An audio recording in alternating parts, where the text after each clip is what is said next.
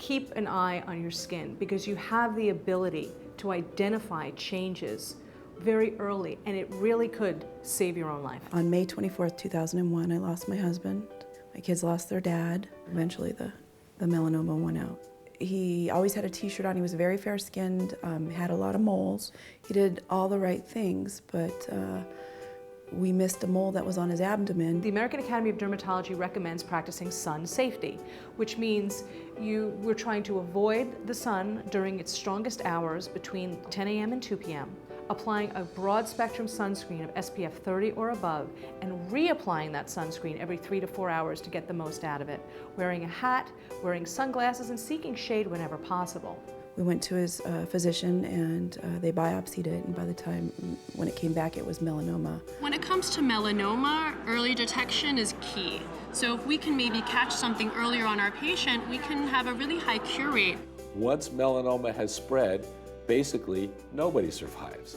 So you have to detect it early. They did an MRI, and then they told us it was already in his abdomen, lymph nodes, and liver. The outlook was poor. They gave him 6 months to live. 1 in 55 Americans will be dealing with melanoma sometime in their lifetime. And unfortunately, it kills 1 person per hour in this country. I remember my husband and I walking down the street when we were going to see one of his doctors, and there was a man and woman, probably in their 70s or 80s, walking down the street holding hands.